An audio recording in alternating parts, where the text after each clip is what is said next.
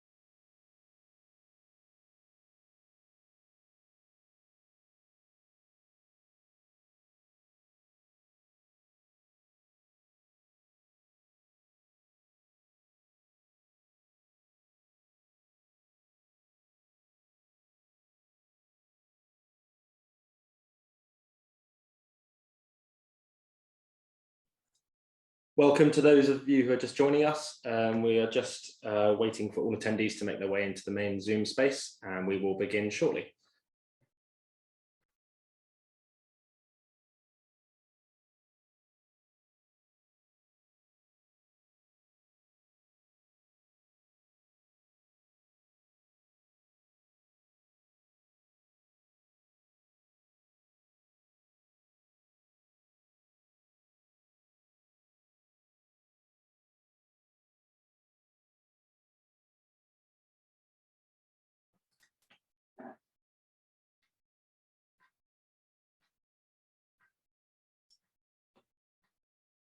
So good evening, everyone, and thank you for joining us tonight. I'm Jeremy Hughes, and I'm the Communications Coordinator here at the Minderoo Centre for Technology and Democracy.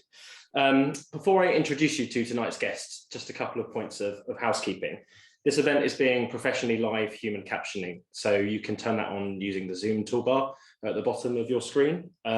Additionally, there is a stream text link available for this, so that is a fully adjustable version of the transcript that will be available in your browser. So the link to that will appear shortly in the chat, and you'll be able to open that and see that there. A transcript will also be made of the event, so alongside the recording, you'll be able to view that online too. Before we begin, some other points. This event will be recorded on Zoom, as I just mentioned, so by attending, you are giving your consent to be filmed and be on this platform. The recording will be available on both the Minderoo Centre for Technology and Democracy websites and the CRASSH websites. Our guest tonight will speak for around 30 minutes, and then there'll be the opportunity for audience to ask Q&A. Please can we ask that you use the Q&A function that's specific on Zoom to do that, as the chat won't be monitored for Q&A all the time. So yeah, the Q&A button, if that's all right. And yeah, please follow us and tag us on Twitter and other social media platforms. Our account handle is @MCTDCambridge. And so you can find us there, and we will also drop the links for those in the chat too. Tonight I'm joined by two guests, one from our team here, which is Julia Rone and James Muldoon. Julia Rone is a research associate here at the Minderoo Centre for Technology and Democracy at the University of Cambridge, and she has spent the last decade researching politics and utopias and dystopias of digital media. Julia holds a PhD in social and political science for the European University Institute in Florence, and an MSc degree from the Oxford Internet Institute. We are now pleased this evening that Julia is joined by James Maldon, and I'll now hand over to Julia, who will introduce James. Hi, Julia. Hello, everyone. I am now going to present James and talk very briefly about his book before giving the floor to him. James Muldoon is a senior lecturer in political science at the University of Exeter and head of digital research at the Autonomy think tank. In 2020, he published Building Power to Change the World, in which he explored the political thought of the German council movements that basically brought down the German monarchy, founded several short-lived council republics, and dramatically transformed European politics. in his own words. In his latest book, the one we are going to talk about today, Platform Socialism, published by Pluto Press, James Muldoon sets out an alternative vision and very concrete proposals for a digital economy that expands our freedom. And I'm very excited to present this book. I read it over the Christmas and New Year break, surrounded by 5 children. The original story, there were 9, but a good friend of mine told me not to exaggerate. So the accurate number was 5 very sweet and very loud children. But yeah, I was completely immersed in this book and it became kind of my New Year resolution. So without exaggeration, I really think it's one of the best and most daring books I've read in the last years, actually. And I'm going to mention 3 things that I find really great about the book, and then I'm going to give the floor to James. And I, of course, as a critical academic, have also some comments and questions, but we'll leave this for the discussion.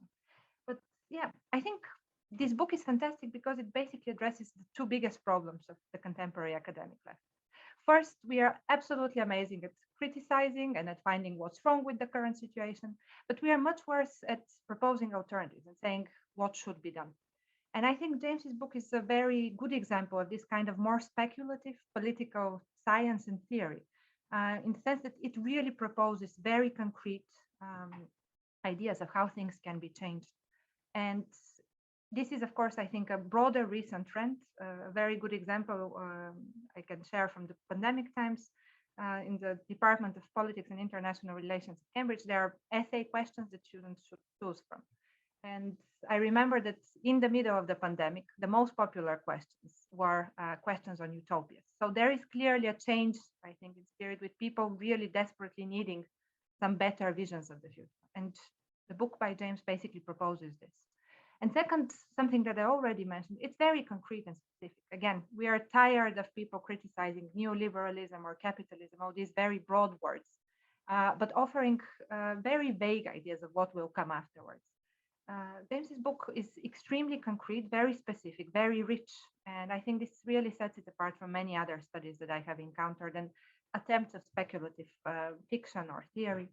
It's a fantastic book that really outlines these kinds of radical reforms, as my colleague Linus Westhäuser from Berlin has outlined. He works on this, also actually working on with British political theory.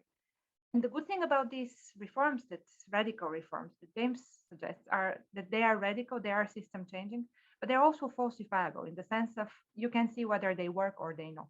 And if they don't, we can think of some other alternatives. So it's both an ambitious utopian, but actually realistic utopian book. And it is a very specific and rich book. And the third thing that I really like about it is the fact that I think it's very deep. I know this sounds usually ironic when we say it, but I think in this case, it is actually true. It's a book that draws on a very rich socialist tradition. And this is why I also wanted to mention the first book.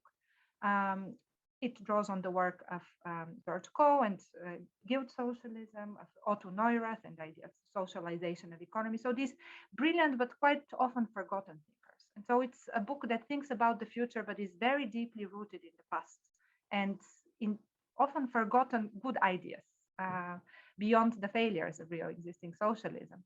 And I like this a lot. It reminds me a lot of current trends also in Eastern Europe, of people trying to go before 45 and recover socialist roots and traditions that have been forgotten indeed. So yeah, it's a fantastic book. I recommend everyone to read it. Now I give the floor to James, and then I'll ask him my critical questions afterwards. James, the floor is yours. Great. Thank you so much for that kind introduction. I'm just going to put a link to the book in the chat. Let me also put in my little code. You can get 30% off the book if you use that. It's a little gift from me to the world.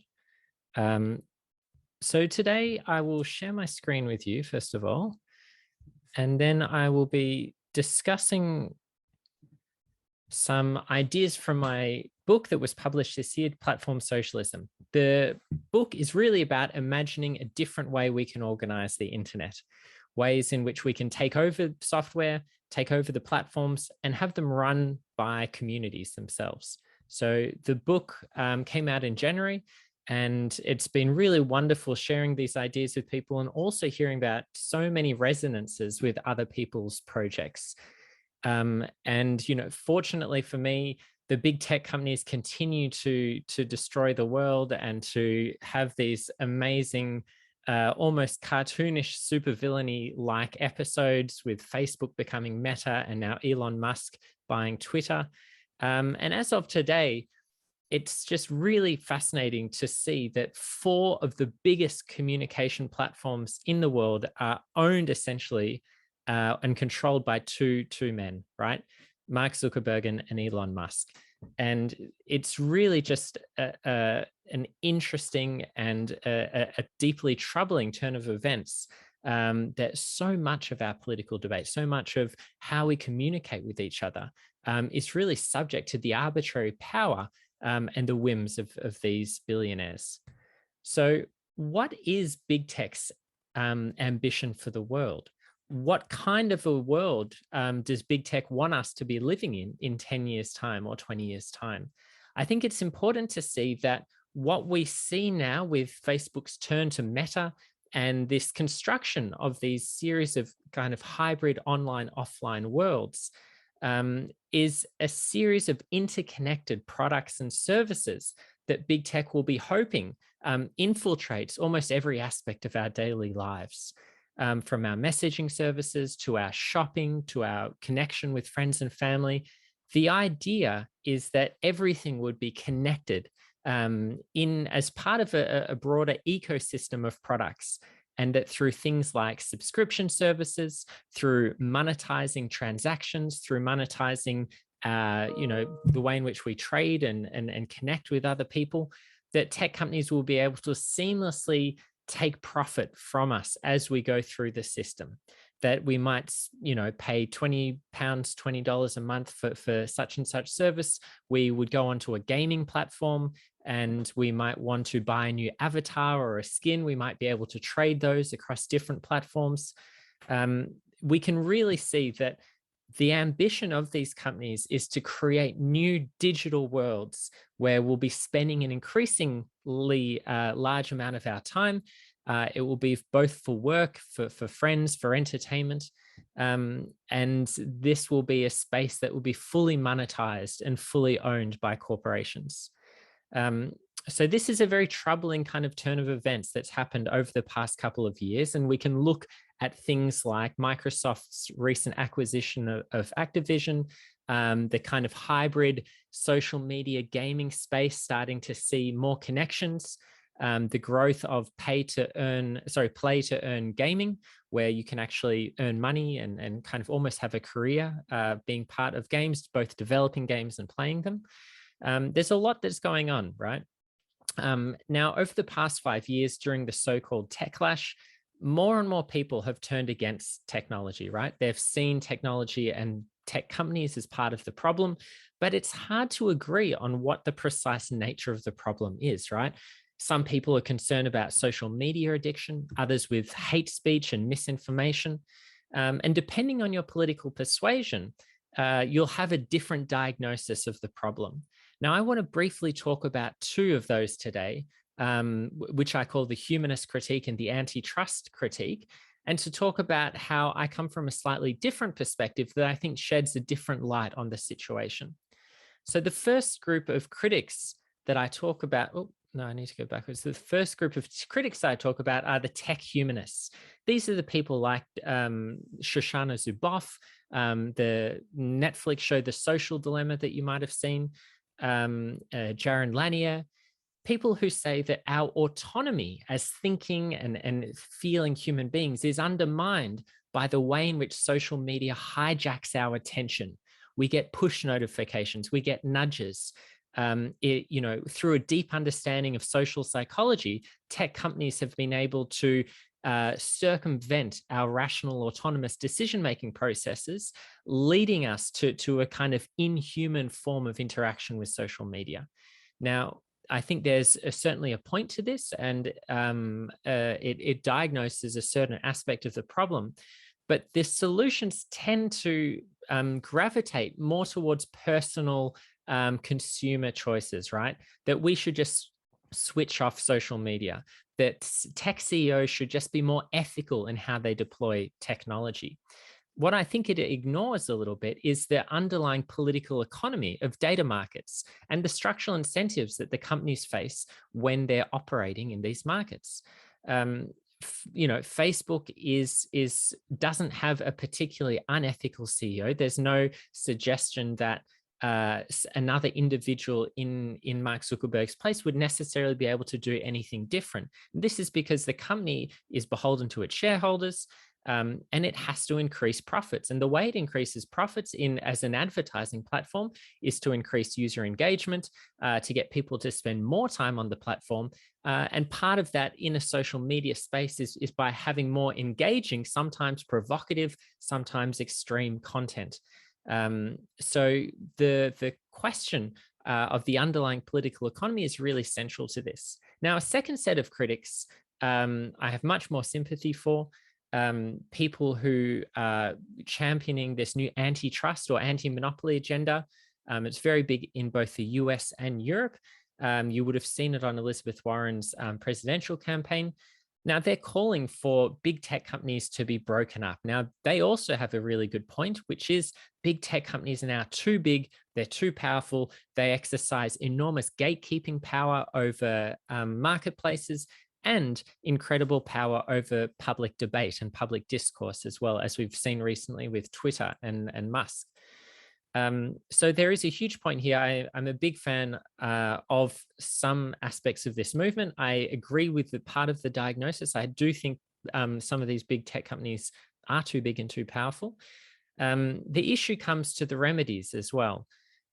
Sometimes it's claimed that we could break up some of these social media companies into a dozen or so smaller companies, such as what happened to big oil in the early 20th century and to the telecommunications companies in the 1980s. There's one practical issue here, which is I don't think the affordances of social media and tech platforms really allow for something like this to happen, practically speaking. It wouldn't provide consumers and users of the platform with any advantages to have like a Midwest Facebook, a Pacific Facebook, an Asian Facebook. The whole point of a social media is to have an international audience where you can connect with your friends and family. So there's a real practical question there as to what the companies would be doing and whether that would actually provide any benefit. The second issue here is that because of the structural incentives that these companies face, if we were to break up companies, or in some way, let's put a different option on the table. Let's say they have to have a market capitalization below a certain amount. Maybe they have to have a certain user base below a certain amount, after which they get taxed at an incredible rate or something like that. Now, because of the political economy of data markets, there's nothing to suggest that like 10 or 20 smaller companies would behave any differently to the one giant monopoly company, because again, it's about user engagement, it's about generating profits. And so we face a certain problem here that so long as you have these private platforms that make money essentially off user engagement through advertising, there's going to be these systemic constraints over what you can actually do in the system. So the question I put forward then is, is it right that some of the largest communication infrastructure that we operate and that we need today is privately owned, is subject to be, scooped up by whichever billionaire feels the need on that particular day?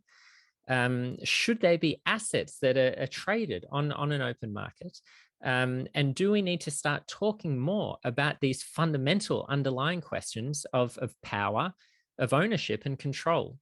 And so part of the project of platform socialism and the book is about thinking about how we can turn our mind to these, so that we're not just talking about how to fix Facebook, how to regulate it, what kinds of constraints we might put on Zuckerberg and co, but rather thinking of alternatives. What kinds of other systems do we have? What is available today? What could we build? What could we develop?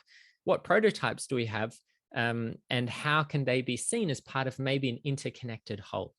So this is really the problem that I turn to in the book. Now, very briefly, I just want to talk about how I understand digital platforms, what I think the fundamental problems are, and therefore what solutions we might want to look at. So I define digital platforms in the book essentially as value capture devices, right? The difference between a platform business and an ordinary business is that platforms and platform owners aren't necessarily doing any of the work. They're there to capture the value that's created by other people, either through acting as middlemen, as gatekeepers, or finding ways to benefit from the actions of others, right? That might be through an advertising model, it might be through a subscription model.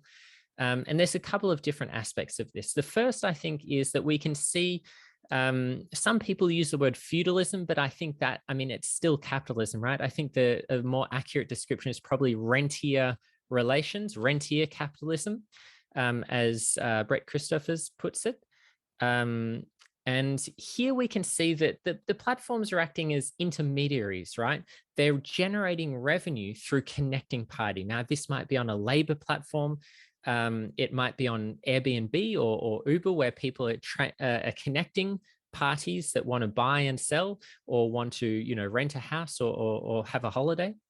But essentially, the platform is benefiting from having and owning rather than doing, right? That they set up the conditions where there's an entire marketplace that occurs on their platform, that takes place, that they can just skim a little bit off every transaction. And the idea is that you buy up competitors, you get rid of your competitors so that you have a near monopoly, and then you can charge monopoly prices.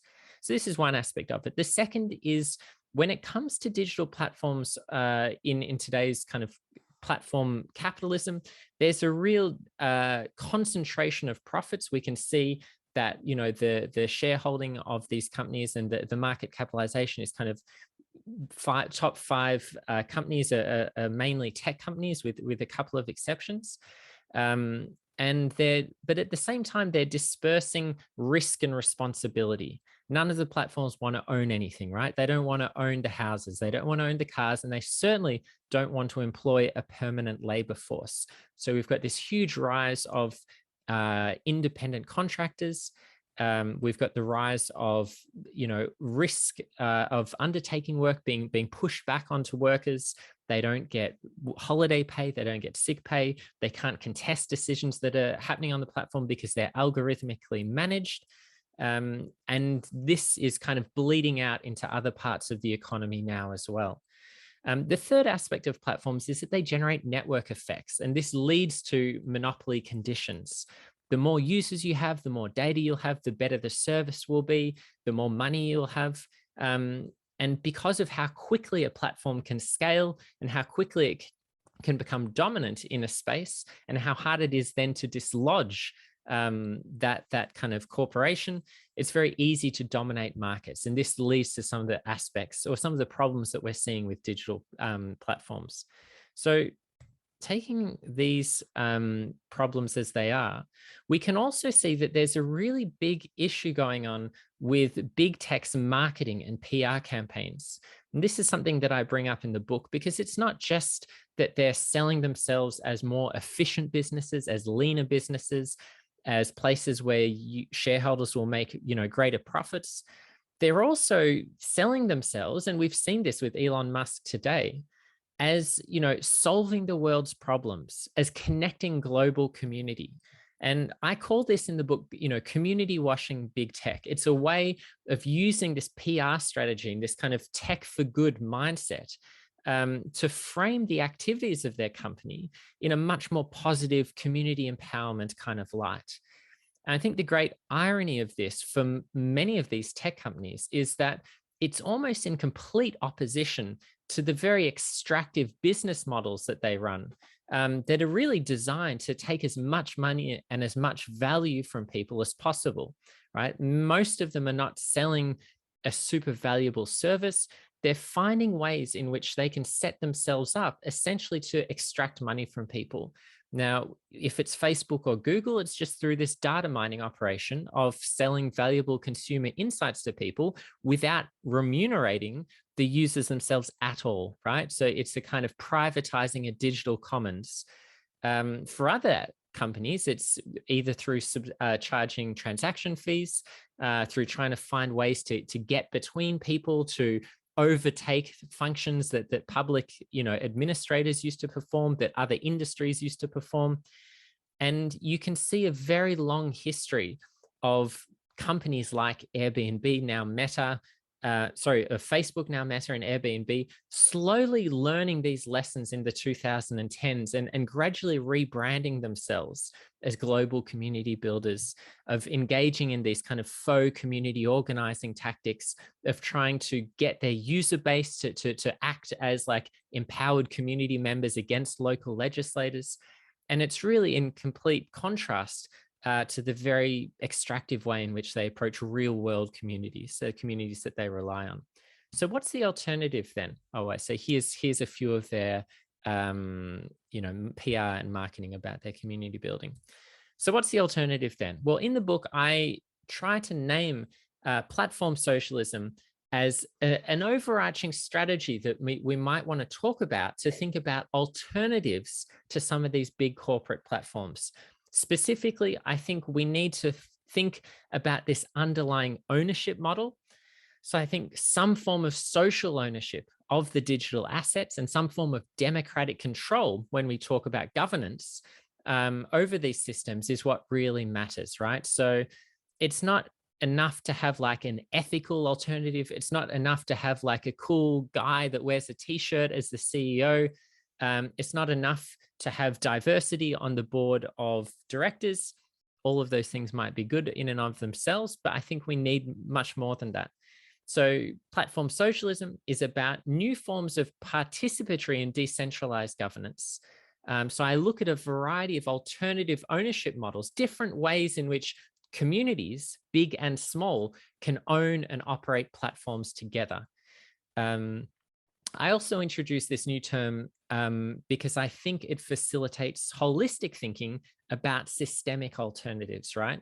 I think you can't have platform socialism without a more thoroughgoing socialism. And I think it helps unite a series of divergent complaints that people have about tech companies around a common goal of having greater community control, greater ownership over what's happening. I think this is, very important part of it. And so really the centerpiece of this project is unpacking what we mean by social ownership here. You could say democratic ownership, you could say public ownership. Let me explain why I didn't use either of those terms.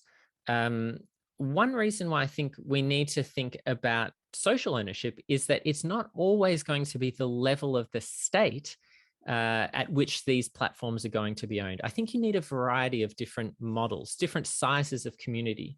So drawing on the work of a early socialist theorist called G.D.H. Cole, I talk about the need to look at the function the platform performs and the size of the community that uses it to determine how it might be owned and operated. So there are a variety of different platforms that would work very well at a local level. I don't think we need state ownership over everything. And I certainly don't think we need global behemoth corporations to run the same kind of service in every city. There are a whole variety of things that are platform mediated today, things like domestic cleaning, freelance work, food delivery, things that happen between people on a local level within one suburb or within one city. These kinds of things could actually be run quite functionally by a workers' cooperative, an organization where the workers collectively own the organization and the tools that they use, and that they enjoy the full fruits of their labor, right? So they're all equal members, they're equal cooperative operators of these platforms. And we actually see a small but growing movement of platform cooperatives that is internationally organized today. They've got a kind of center with Trevor Schultz in New York, and there's some interesting things happening in that space. But I don't think workers' cooperatives should be the limit of our imagination when it comes to new forms of digital platforms.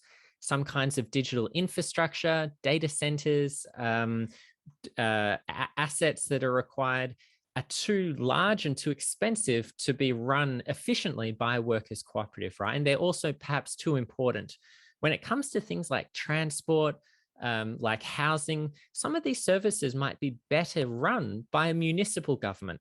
Could be at the level of the city, could be the level of kind of a large section of a city. And we can imagine things like, Muni B&B, an Airbnb run by a municipality, where things like over-touristification, of gentrification, of housing being taken off the long-term housing market and used as a commodity and as an asset on the short-term housing market, those kinds of issues might be dealt with more productively by someone with regulatory power to tell an organization how long they can actually have their house on a short-term market for. And it might be dealt with more effectively by organizations that actually run the other transport or housing options in that city. So I think we can look profitably to the municipal level for a whole host of really exciting experiments with digital platforms and digital democracy today. Most notably, of course, would be Barcelona, with things like the Decent pilot and the Decode pilot more recently. Their old chief technology officer, Francesca Bria, has done some really interesting stuff in that space, along with her team and many others as well. It's not just, but this shouldn't stop at the level of the city, right? I think there are many platforms that could, be run very well at the level of the state, particularly when it comes to things like social welfare and social security. The NHS has one of the largest data troves of, in the United Kingdom, for example, when it comes to things like healthcare and unemployment benefits and things like that. We can imagine national or state level platforms, as well as like, digital ID systems and things like that. Now, I think the most challenging stage, and one that I think is deeply necessary, is also the international level. And the trick here is that we don't even have a kind of partially functioning democratic system on the international realm, as we do in the national one. So it's very hard to imagine what an international democratic structure of governance would be like. But with digital platforms, we are, closer than ever before to actually putting this into practice, right? To have ways in which we can vote online on proposals, that we can have deliberative fora, that all of these, practical limitations that prevented many, former international experiments in democracy from functioning are much easier to deal with today. Now, into the international level is also very important because of the issue of digital colonialism. We can't talk meaningfully about nationalizing Google or Amazon or any of the big American tech companies without contemplating how unfair and unjust that would be on the billions of users outside of America that use these platforms, that would honestly have no say in how they operated if these were, suddenly put in the hands of American politicians and lawyers. So there's a real need to think about, from the local to the international, about the structures of governance that would allow users of the platforms to have a profitable say in how they're actually structured, how they're run, and the new tools that are available, so platforms like Decidim, Liquid Democracy, other tools that allow us to be able to talk with each other, to have voting. We need to start thinking about how these can be put into practice, to think more about what the structure of governance would look like at some of these platforms. Let me give you, this is all quite theory based, so let me give you some practical examples. Here's a local platform cooperative that that I work with in Islington, well, it's Jeremy Corbyn's constituency. So love him or hate him, here he is repping Wings. You had a rough run in 2019. So I campaigned for Jeremy, but it was a pretty tough campaign, wasn't it? But here's his Rich Mason with who's one of the organizers of Wings. And what's great about Wings is it's a practical alternative to Deliveroo for Northern Londoners that runs as a platform cooperative. So all members share equally in the profits of the company. It's ethical. It's run only by push bikes, so it's environmentally friendly. They have better relationships with restaurants. They charge restaurants much lower fees because they're not looking to turn a massive profit from this. and they've just started up. And another really interesting thing about Wings is it's an example of a collaboration between a workers' cooperative and a municipal government, because Islington Council actually has partially funded them and helped them get off the ground, and also provides them with resources and tools. And this kind of partnership and this construction of a cooperative ecosystem is a really important point of getting more of these cooperative business models off the ground. Because, you know, one of the main lessons of cooperatives is that they do need a very flourishing cooperative environment in which they can prosper. So that's one example. Another example in the short-term housing market is this organization called fairbnb.coop. Now, this is a kind of Airbnb clone, if you will. They offer short-term rental services, but it's a very different model. The truth of Airbnb and other short-term rental platforms at the moment is that they're businesses within businesses. You know, Airbnb paints itself as this, you know, mum and pop operation of allowing middle-class micro entrepreneurs to rent out their spare room. But the reality of the platform is that over 50% of the listings are by professional Airbnb businesses, basically people who own 3 to 100 properties and who have taken them off the long-term market and basically have turned them into commodities. Fairbnb runs a one house, one host policy. So thinking about how you can reduce that commodification of housing. And they also charge a much lower fee. They just charge 15%, enough to maintain the platform. And half of this fee actually goes back to community projects that are chosen by the hosts. One really interesting thing I love about Fairbnb is that they're trying to move towards a multi-stakeholder model of governance. So the idea is that groups of hosts within a city will be able to establish their own nodes and come up with the rules that would have to be abided by guests coming in to their city. So this might include things like, you know, paying a tourist fee to the municipal government. It might be a particular rule around how many nights hosts can actually rent out houses to protect against over touristification. Could be a whole variety of things, right? But it's kind of shaped in this federal network where you can have people coming on to the same platform using the same software, but it generating different rules depending on where you want to stay. And that could in a way be decided at a more local level that allows you to have this federation of cooperative alternatives, but, you know, allowing autonomy within that as well. Here's another example of turning to the sphere of transport and ride hail. This is something that I know people have toyed with before, but it's partly it's incredibly expensive, and partly it would come up against the black cab legacy, and that's kind of a very difficult advocacy organization to go up against. I don't think Sadiq Khan has any appetite for that. But politics aside, we can think about what a municipally owned ride hail platform might look like. And I live in London, so I've kind of given that as the example. In London, it would be administered by an organization called TfL that run all the kind of trains and underground and overground here. And there are many advantages for thinking about why a ride hail service would work particularly well when integrated into other public transport options. It could share in the data of the other network. It would kind of be able to match the network effects of other large corporate entities. But it could also enable the public transport organization to nudge people away from single car transportation.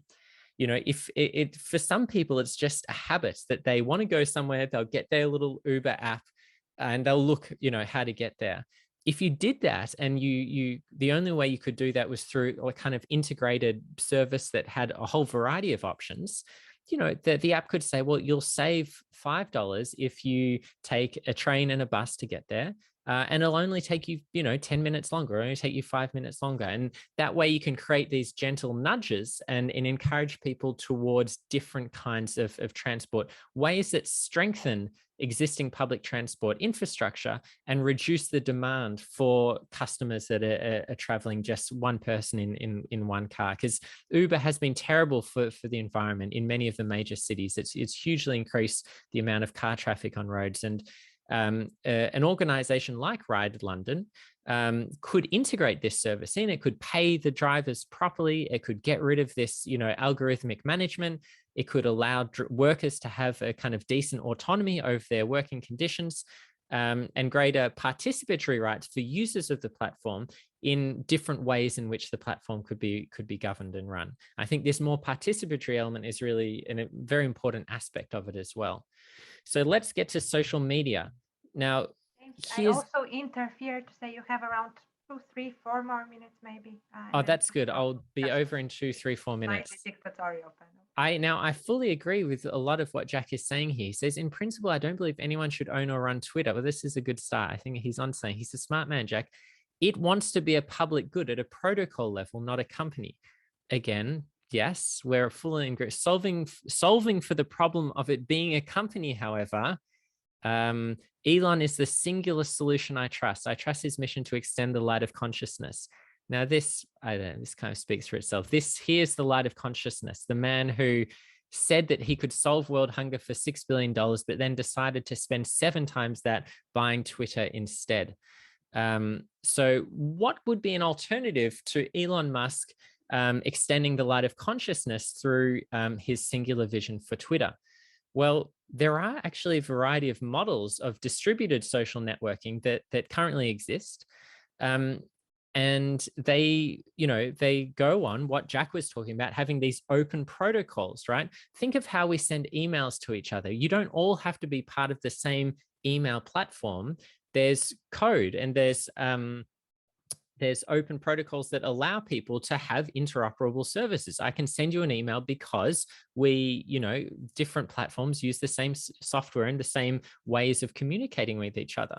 There are examples that would enable us to have messaging services, to have communication platforms that were interoperable in this way, and that might be more decentralized. Okay, so when we think of how such a series of platforms could be organized, we might imagine it in a much more similar way as like a sub-community of Reddit, right? Where different groups have more autonomy to set their own rules, to set their own moderation policies, and that you can have more private discussions while still allowing people to communicate with each other across them in a kind of federal model. So what could that look like in practice? Well, we have things like Mastodon, for example. A lot of people have been talking about Mastodon today.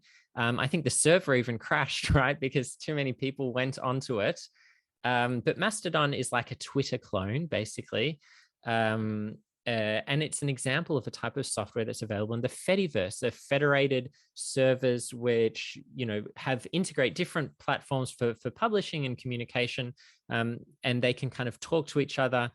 But they face some problems, right? So content moderation becomes a huge problem, right? Because if you have smaller communities that are in charge, content moderation can be a huge burden. It can raise really difficult political questions, and it can drain resources of groups, basically. A second problem is a lot of these things don't look very good. They don't have a great user experience because they're not well funded. So we would need ways to have public funding for them, or ways in which they could compete against their much better funded alternatives.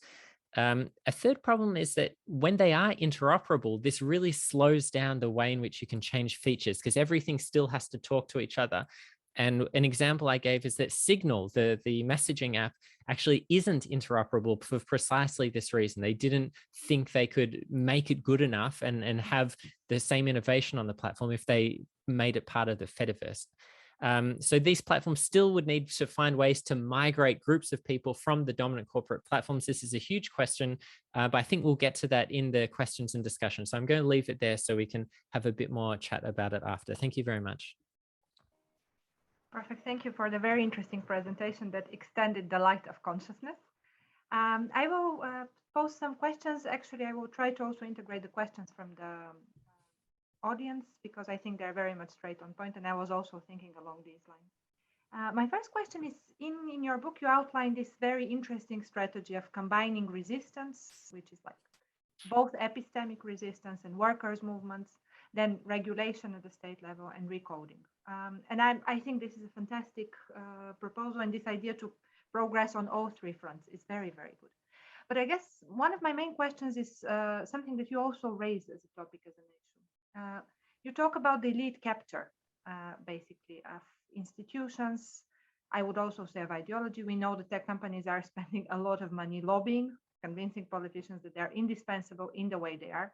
And beyond this, I think the ideological capture of people genuinely thinking that Elon Musk is a genius entrepreneur. Everyone who has had party conversations about this can confirm this is very prominent. How can we challenge this? So what are the types of actors that you see progressing the alternative visions that you're suggesting? In the book, you talk about social movements. I was wondering, what is the role of political parties?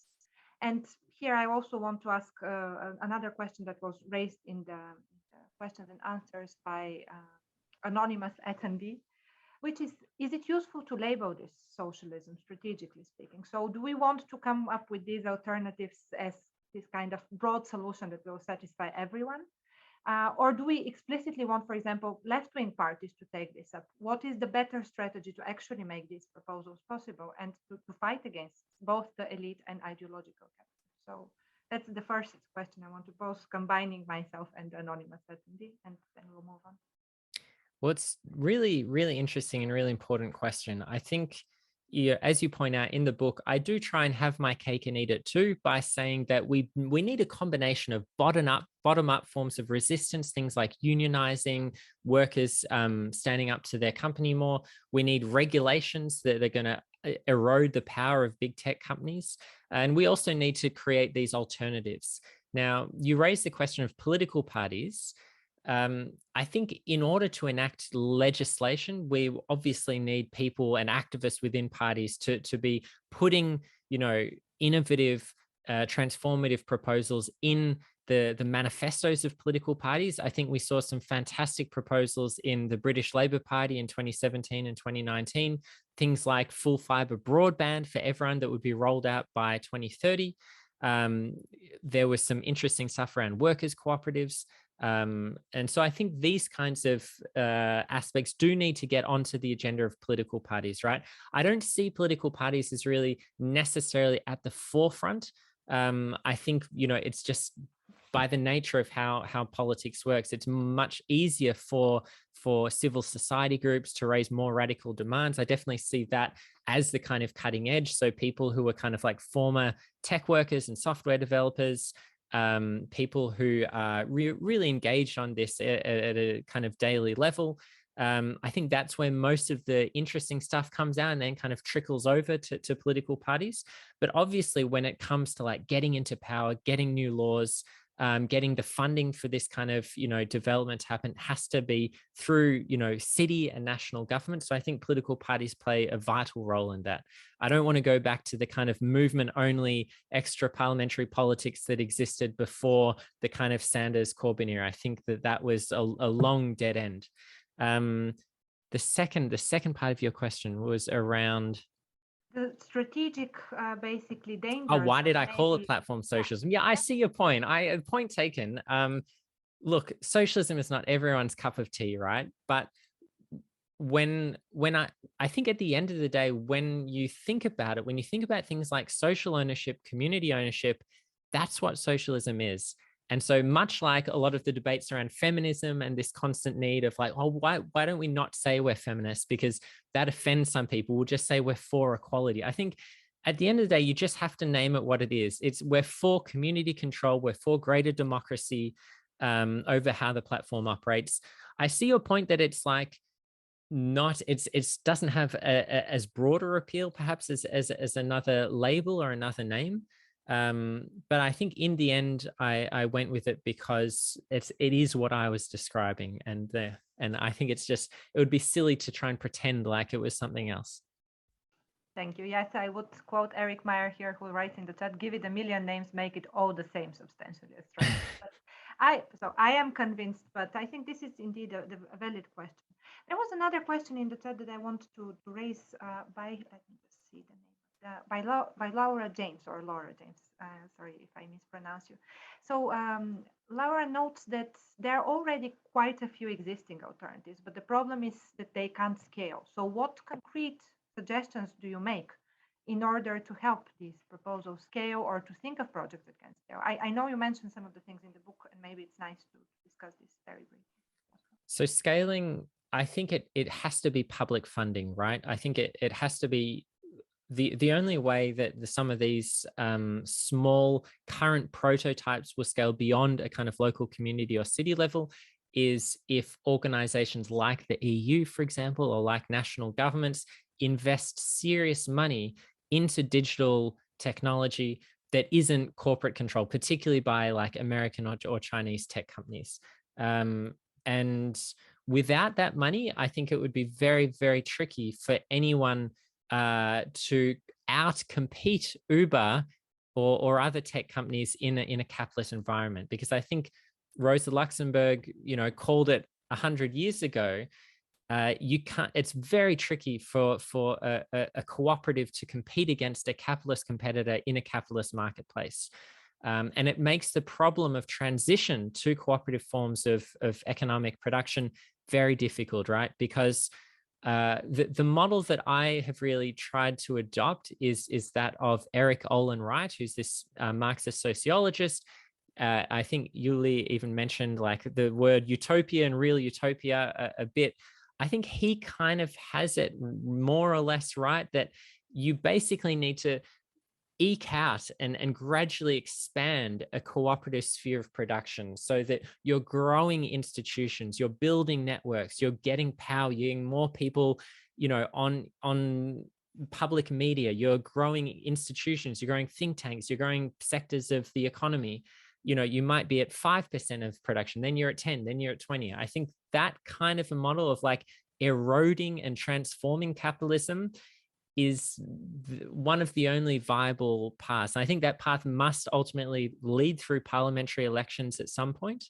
And there will be a kind of a moment where there's a kind of a break, a switching over, but that scaling, in the beginning, it has to really just be public money, because I think the profit motive is fundamentally corrosive of attempts to do things in the public interest, because the interests of the company will always override that, despite the ideology, and really even sometimes alongside this ideology, right? Because most tech people think they're saving the world. Most of these CEOs and billionaires think that they're genuinely solving problems and there for the benefit of humanity, because that's just, I don't know, it just seems to be the nature of rich people and oligarchs, that you just delude yourself, and there's so many people believing your bullshit that you start to believe it as well. And I think that that's probably symptomatic throughout history of like oligarchs that feel that they're making the right decisions for everyone else. Yeah, megalomania. Two questions now. We are going to grill you about the concept of democracy. So the first question is, and they will come progressively. So the first question is, how do you basically engage with places that are not democratically run and governed? So what is the future of democratic socialism in countries where there are authoritarian regimes, and where people actually might find platforms such as Facebook or Twitter, even owned by Elon Musk, potentially more democratic than their own governments? This was one of the questions we had by the hosts and panelists. So someone from our team, I have my suspicions for. Yeah, well, I mean, I get this question every time because it's such a good one, right? It's such an important question. My only answer is that we have to struggle for greater forms of democracy, both online and offline. There's no other route to democratic reform. And I guess part of this project is really about how do you spread democracy from a narrow political sphere to greater sectors of society? How can we have universities that run democratically? How can we have more of our life where public and accountable forms of power are operating rather than private power, where a single person or a small group of people can make arbitrary decisions that affect everyone else? So how do we have more people take part in decision making? It's a very tricky question, right? Because in some of these, I mean, even in the UK today, right, it's a very fragile form of democracy and form of, faltering more and more and eroding more and more every day. Look, I don't think there's any like silver bullet to. You can't, like, obviously there isn't a silver bullet to this. I think when it comes to digital platforms, I think you can create forms of democratic governance on the platform, regardless of what kind of country you're in. But that's always going to come up against hard barriers, right? You're always going to have like people attempting to switch off platforms, to ban them, to ban certain features of them. And so I think the only answer is really to struggle for greater forms of democracy within these authoritarian and semi-authoritarian regimes, at the same time as we struggle for greater democratic control over these online platforms, which in themselves are kind of, as we've seen with Twitter, have these very oligarchic structures within them, just much like the authoritarian governments. We just probably don't hate Musk as much as we hate Putin, for example. Yes, thank you. Actually, this brings me to a more substantial question. I think it was also posed by one of our anonymous attendees. What you mentioned reminds me of this idea. I think I wrote to you in an email also in advance about not being able to have socialism in one country only. So platform socialism only is not enough. But the question the anonymous attendee poses is, I think, a very fundamental one. And it's a question I also struggle often. How can we be sure that democracy will work? Aren't we kind of solving everything easily by saying we just need more democracy, considering the fact that we have a lot of disinformation, a lot of uncertainties, polarization, conflict? Why are we so certain that democracy is the answer? And my own project is on democratizing digital sovereignty. And this is something that I have been struggling with. So if we go deeper and probe this, why do we think this will be a better way to manage or govern any platform than what we currently have with this kind of market-driven, profit-oriented, megalomaniac-driven as always? But maybe it could be worse actually if we go to democracy. So this. Yeah, it's a really good question. It's certainly not going to solve everything, right? So I'm not suggesting, and I don't suggest in the book that social ownership and democratic governance over platforms is going to eradicate all the issues that we have there, right? What I do think is that it will go a significant way in helping tame some of the most some of the largest problems that we have. And I'll give you a couple of examples. Because of the profit motive and because of the need for constant growth and constant engagement, social media companies are kind of structurally forced to push the most engaging content, right? And that has been shown to create greater polarization. It's not in their interest to do things like hire hundreds and hundreds of moderators to provide proper moderation of their service, right? This is why it's a concentration of profits and an externalization of risk and responsibility. If they just want to make money and it's run as a for-profit service, they care about user numbers, they care about how many hours you use the platform, and they care about keeping their costs down. And so there are so many issues around misinformation, around harmful content on platforms, around social media addiction, about how teens and children are treated and are users of social media. So much of this would be reduced and would be dealt with if it was a public service that had a degree of accountability for it, that had a charter for looking out for the public in the same way that other public services that we know do. Now, this isn't going to solve everything, right? You look at the BBC; it's not like a bastion of socialist utopia by any stretch of the imagination. but it would make a big difference, right? And it would also give communities greater degree of control for how to act back on that service. It creates a mechanism for a countervailing power to develop, and for people and communities and activists to constantly be able to have their voices heard and be able to say something. I think the problem is, like, you know, when Musk announced that he was going to buy Twitter, so many people were just resigned to it. It was just like, oh, well, you know, why are you complaining? Who cares? Like, and it's like, this is like potentially the beginning of the end for our democracy, right? Like, who knows what will happen? I'm not saying it will definitely be a terrible thing, but like, it's not, it's a very worrying sign that our, you know, one of our main digital town squares is now owned by a verified maniac. So yeah. I must say I am quitting Twitter, currently downloading my data and going on Mastodon, which indeed crashed. Last question and then closing remarks. There are many interesting questions from the audience, and I would encourage people just to write to James. But my last question is, how can we popularize these ideas? It's a very practical one. There are fascinating movements, as you mentioned, in Spain, Latin American thinkers and movements that are very active on this. So how can we talk with these movements? How can this book make a wider resonance? And I think as organizers of this event, we are clearly trying to amplify these ideas. But what more could be done? And how do you see basically your book making also very concrete policy impact? Last question.